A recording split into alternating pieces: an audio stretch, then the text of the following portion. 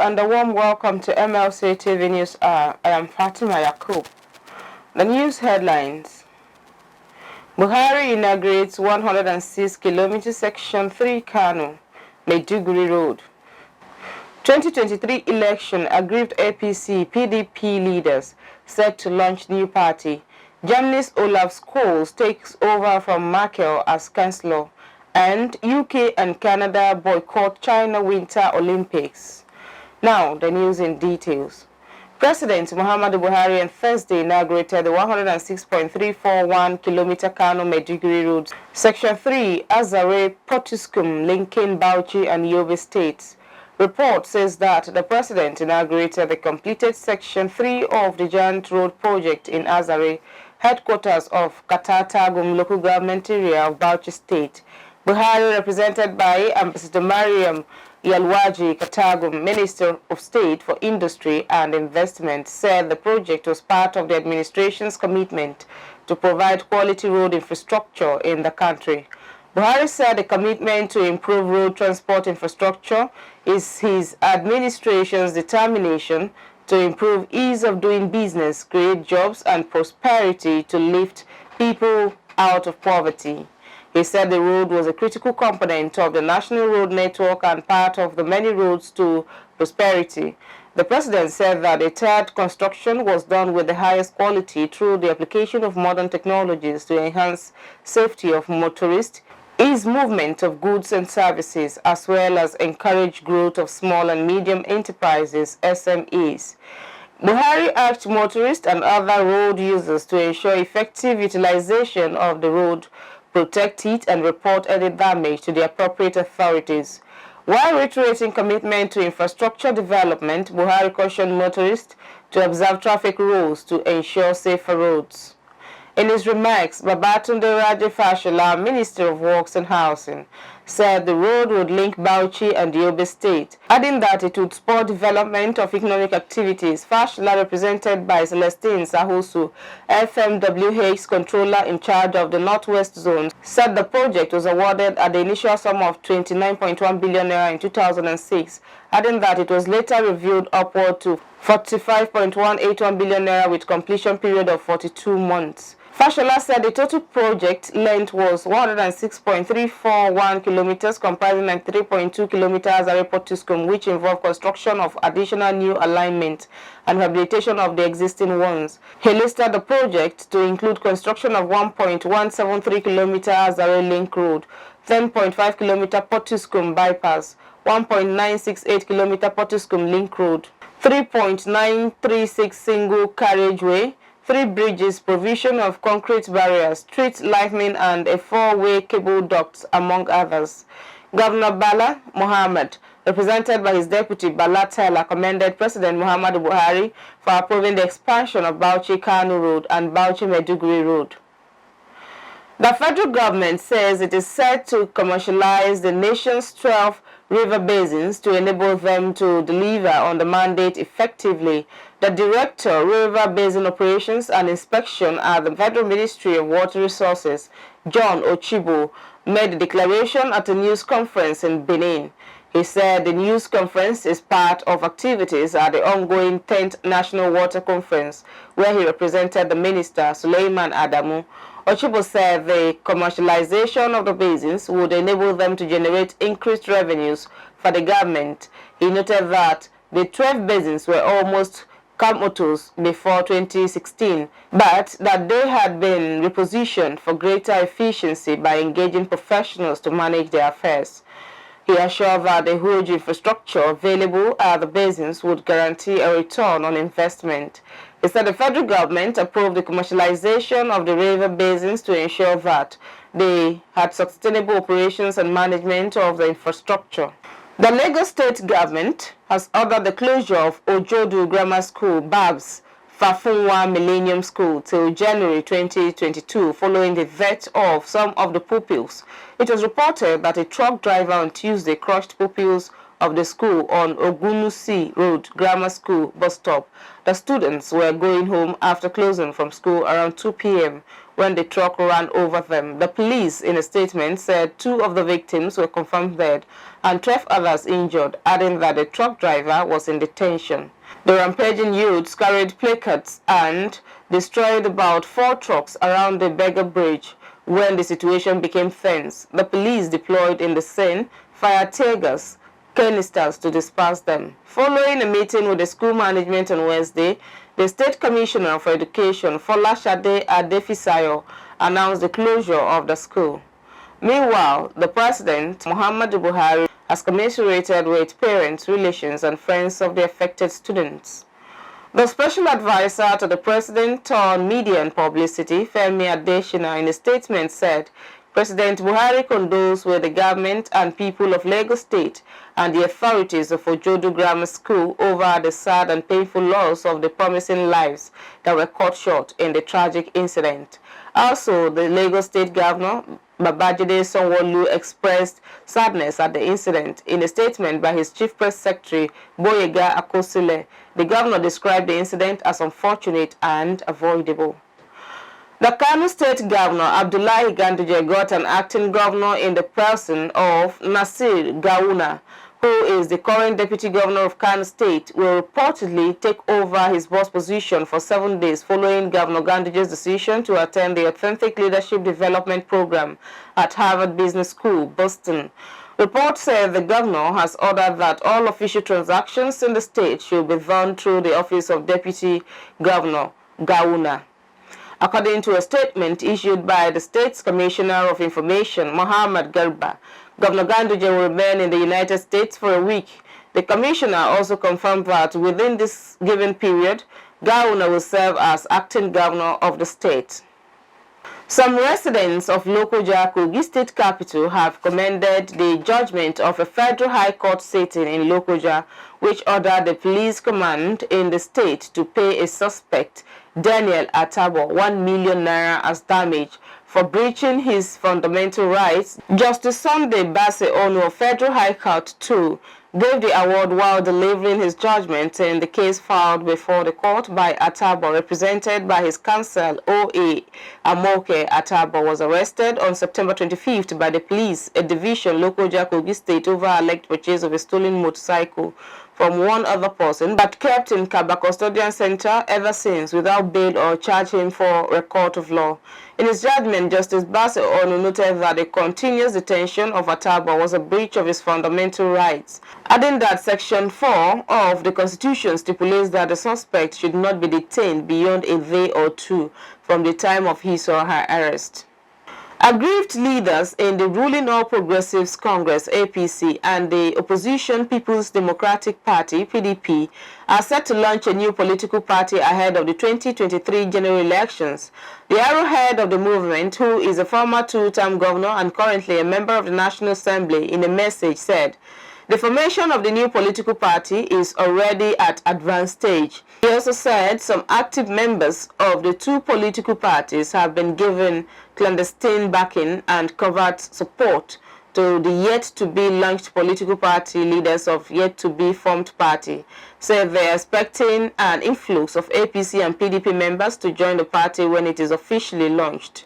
Another source, who is also part of the movement, said the leaders of the movement are already in talks with other anti-APC PDP who are desirous of providing a credible alternative to Nigeria 2023, such as the National Consultative Fund, Rescue Nigeria Project, and other civil society organizations. The Economic and Financial Crimes Commission (EFCC) has charged Kenneth Minima, a former chief of army staff, with fraud involving alleged misappropriation of 13 billion naira meant for arms purchase. Minima was charged alongside an erstwhile chief of accounts and budget of the Nigerian Army, A.O. Adetayo, a major general, and the former director of finance and accounts of the Nigerian Army, RIOD, a brigadier general at the Federal Capital Territory High Court in Abuja. It will be recalled that a former chief of air staff, Alex Bade, who rose to become the chief of defense staff, was charged with money laundering. The EFCC said it had received a report by the Committee on the audit of defense equipment procurement in the Nigerian Armed Forces from 2007-2015, chaired by retired Nigerian Air Force officer John Ode. It said between 2010 and 2015, several billions of naira were received by the Nigerian Army from the federal government for procurement of military hardware and were discovered to have been misappropriated by senior army officers. The charge revealed that the sum of 13,798,000,000 naira, 619,309 naira was misappropriated by the following persons: Lieutenant General KTJ Menima, retired, the former Chief of Army Staff; Major General Ewade Tayo, one-time Chief of Account and Budget, Nigerian Army, and then Colonel RIOD, former Director, Finance and Accounts, Nigerian Army. You're still watching MLC TV News. More stories to come after the break.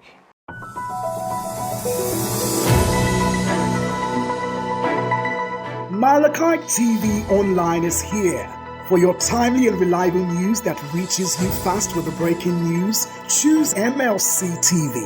Get human interest stories right here on MLC TV with entertainment, sports, business, culture, tourism, and fashion news stories all featured on MLC TV. Not forgetting political and current affairs news, state and federal government and people's matters will be discussed regularly on MLC TV. MLC TV, your one-stop online destination for unbiased, accurate news, entrepreneur ideas, and youth matters to the rest of the world. MLC TV, reaching everywhere, informing everyone. Welcome back. And now on our foreign news. OLAF SCHOLZ has been sworn in as Germany's new chancellor, bringing to an end Angela Merkel's history 16 years as leader. He was voted in by the German parliament, where his three-party coalition has a substantial majority, and given a standing ovation. His center-left Social Democrats will govern alongside the Greens and the business-friendly Free Democrats. The handover of power marks an end to Merkel's 31-year political career. SCHOLZ, a soft-spoken 63-year-old, steered the Social Democrats to election victory in late September, positioning himself as the continuity candidate because he played a key role in the Merkel government as vice-chancellor. The German parliament, the Bundestag, backed his appointment by 395 votes to 303, and he was then formally appointed as the main federal chancellor by President Frank-Walter Steinmeier. The U.S. says it's preparing strong economic and other measures over fears of a Russian invasion of Ukraine after Joe Biden and Vladimir Putin spoke. In a video call, President Biden voiced worries over Russian troop builds up near the border with Ukraine and called for a de-escalation of tensions. President Putin accused Ukraine of provocation and sought guarantees against eastward NATO expansion and deployment of weapons close to Russia. More than 90,000 Russian troops are believed to be massed near Ukraine borders. The movement has strained already tense relations between Russia and the U.S. After the Tuesday's call, U.S. National Security Advisor Jake Sullivan said the Biden administration was preparing specific robust response in the weeks ahead if they were required. The measures included economic sanctions and other actions such as additional troop deployments to NATO allies in the region and defense equipment for Ukraine. Ford Motor Company, FN, is investing $900 million to upgrade factories in Thailand that build its Ranger pickup truck and Everest SUV, its largest ever investment in the country. The plan includes a near doubling of the number of robots at its Thai manufacturing plant at an Auto Alliance Thailand, a venture with Mazda Motor Corp 7261.T. While $400 million of the investment will go towards its supply chain network.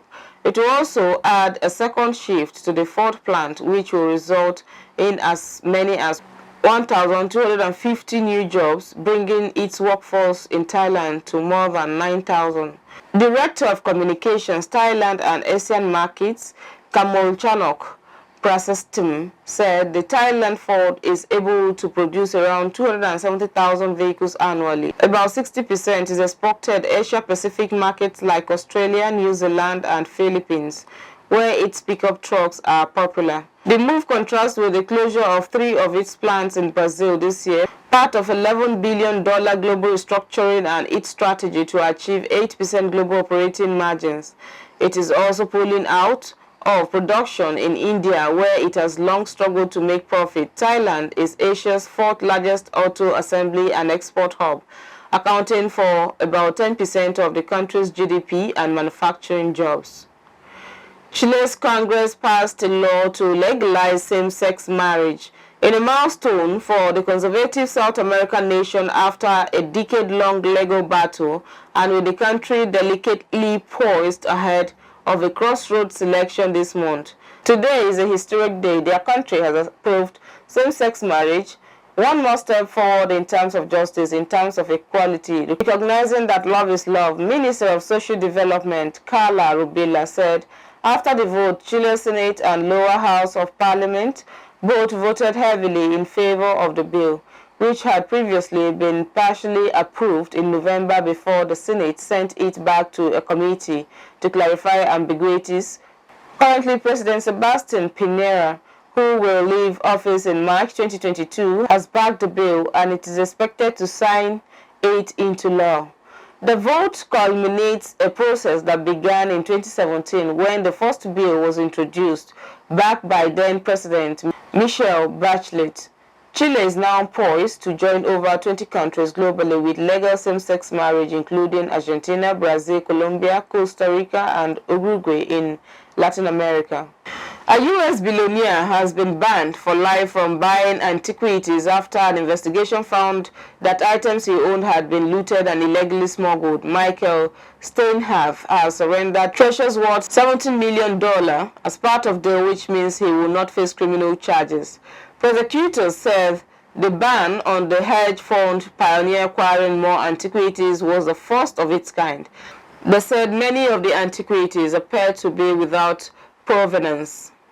Steinhoff denies any criminal wrongdoing in the matter. The deal put an end to a grand jury investigation into his affairs. Among the 180 items he has handed over are the stage's hard Rothen, a drinking vessel dating from 400 BC worth $3.5 million. The Lanark, a Cretan chest for human remains, has also been surrendered, announcing the surrendering of the antiquities. Manhattan District Attorney C.Y. Vance Jr. said Stein had displayed a rapacious appetite for plundered artifacts without concern for the legality of his action, the legitimacy of the piece he bought and sold, or the grievous cultural damage he wrought across the globe. A new report says China is the world's biggest captor of journalists, with at least 227 reporters currently detained. It said China was conducting an unprecedented campaign of repression worldwide against journalism. China has justified the arrest of reporters and citizen journalists by accusing them of provoking trouble.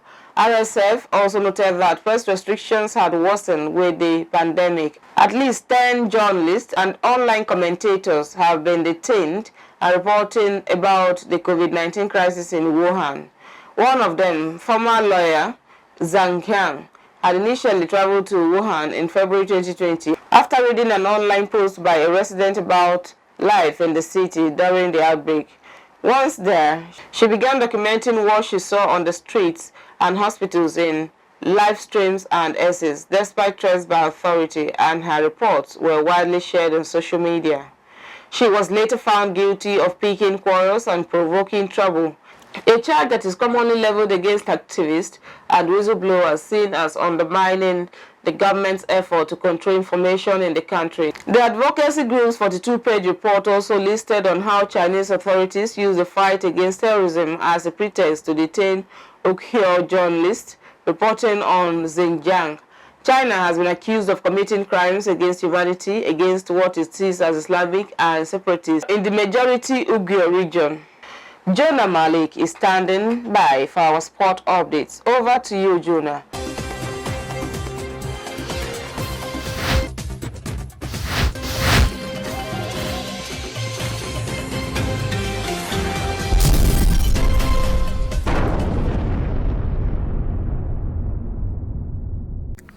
Welcome to Sports Update. A total of 15 teams have now qualified for the UEFA Champions League round of 16 following Wednesday matches. Benfica, Lille and Salzburg became the latest club to book their Champions League round of 16 places, with Barcelona eliminated after they were defeated by Bayern Munich. There is only one Champions League round of 16 bet left to be filled after Benfica, Lille and Salzburg all booked their places in Monday's draw. Teams that have qualified for round of 16 are Ajax, Atletico Madrid, Bayern Munich, Benfica, Chelsea, Inter Milan, Juventus, Liverpool, Lille, Manchester City, Manchester United, Paris Saint-Germain, Real Madrid, Salzburg, and Sporting CP. Meanwhile, teams that finished third in their Champions League group will enter the UEFA Europa League knockout round playoffs, where they will face Europa League group runner-up. The winner of the tie will advance to the round of 16. The round of 16 ties will be played February 15 and 16 and February 22 and 23. The second leg are then on March 8 and 9 and March 15 and 16. The UK and Canada have become the latest nations to announce a diplomatic boycott out of Beijing Winter Olympics due to hold in February 2022. The UK Prime Minister Boris Johnson said no ministries will attend due to alleged human rights abuses in China, which Beijing strongly denies.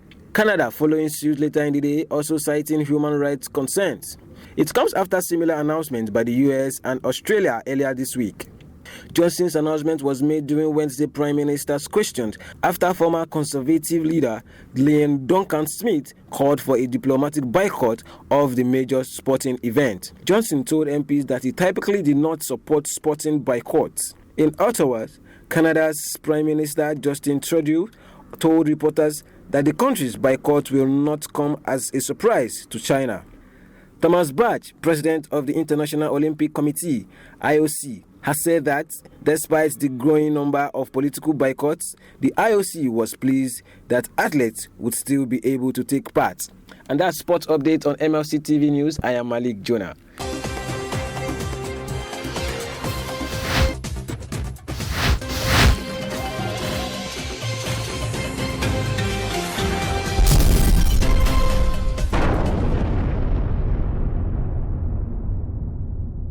Thanks for the update on sports. Let's go over to Matthias Ayodeji Peters for entertainment news.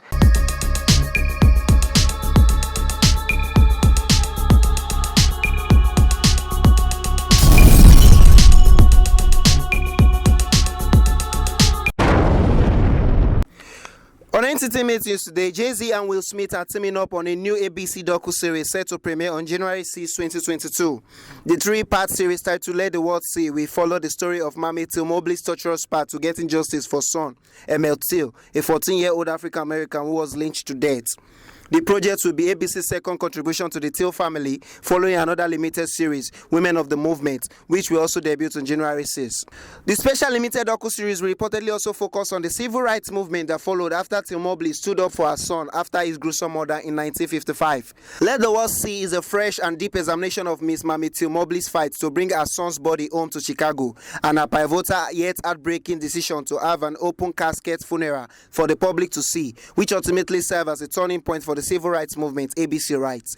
The series executive, produced by Jay-Z and produced by Smith via his Westbrook studio, will feature real accounts from Till Mobley's family, including interviews with his cousin, a witness of the adoption, activists, FBI agents, lawyers, and more. Grammy-nominated producer Salam Remy will compose an original soundtrack that will be played over interview, footage, and other features of the series. And that is all on entertainment news today. My name is Matthias Ayodeji Peter, reporting for MLC TV. Back to our caster for more stories.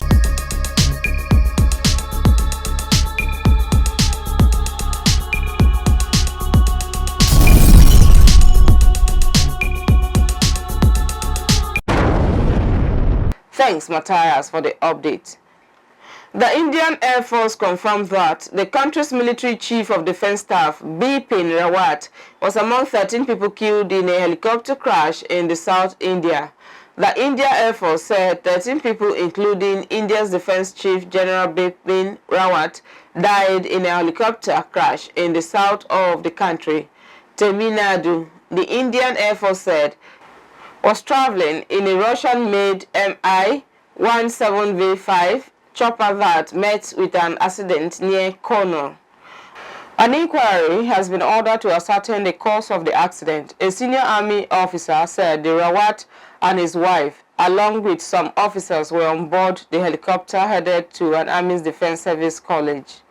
Parents of the aged children found dead in a Lexus sports utility vehicle at Adelayo Street, Michael Agonaja area of Lagos Badagry Expressway, Lagos State, have explained why they had to bury their children without autopsy. A father of two of the deceased children, Ibrahim Jubril, said they decided to bury their children after a hospital where they took the children for autopsy demanded 100,000 naira for each of the dead child, amounting to 800,000 naira, an amount they could not afford. The 8 children were found dead in the vehicle parked in front of the owner's compound after a long search by families and neighbors of parents of the deceased children. Mark Akande, the founder of the Society for Youth Advancement and Creativity Initiative, said the children were buried amidst tears according to Islamic rites around 11 a.m. the following day, without an autopsy being conducted on them. 10 people have been reported dead in an accident on Lokoja and Road, Kogi State. The accident, which occurred at about 3:40 a.m. on Ojidu Bridge, involved a luxury bus with registration number Anambra XE536AWK and a Toyota Hiace passenger bus. According to the State Sector Commander of the Federal Road Safety Corps (FRSC), Solomon Aguirre, 73 people were involved in the accident, saying that 10 of them died on the spot and 5 others deeply injured. Aguirre said that the injured persons were taken to a nearby hospital for treatment, while the corpses were deposited at the Holy Memorial Mortuary, or Chadamu, near Aiba. The FRSC commander attributed the accident to overspeeding and possible loss of control, saying that full investigation into the incident was ongoing. Aguirre disclosed that obstruction caused by the accident on the ever-busy road had been cleared and traffic normalcy restored. FRSC confirmed recovering the corpse and rescuing victims at the scene of the accident, and with the support from other security agents, carried out the operation and clearance of the obstruction. Burial notification. The family of Right Honorable Prince Matthew Kolawole wishes to invite the general public to the burial program of his beloved wife, late Pastor Oinoza Zainab Esther Kolawole, whose death occurred on the 5th of December 2021 after a brief illness. Programs of the event. Service of songs, Tuesday 14th of December 2021, time 4 p.m. Venue, Prince Matthew Kolawole Street, Lokonguma Phase 2, Lokoja, Kogi State. Wake, Wednesday 15th December 2021, time 4 p.m. Venue, St. Joseph Primary School Field, Fehinti Quarters, Kaba, Kogi State. Lying in state and burial, Thursday 16th of December 2021, time 7 a.m. Venue, Honorable Justice Ilurami Street, Ayeteju Quarters, Kaba, Kogi State. Thanksgiving service, Thursday 16th December 2021, time 10 a.m. Venue, Christ Apostolic Church, Ayeteju, Kaba, Kogi State. Right Honorable Prince Matthew Kolawole, announcer for the family. And that is today's news package. Do join us tomorrow via the same platform for event coverage, for news, sponsorship, and advert placement. Call the numbers displayed on your screen or visit any of our social media handles and drop your comment for us. Like our Facebook page, MLC TV, Instagram, MLC TV 2021. Subscribe to our YouTube channel, Mlc Tv. I'm Fatima Yakub. Thanks for staying with us.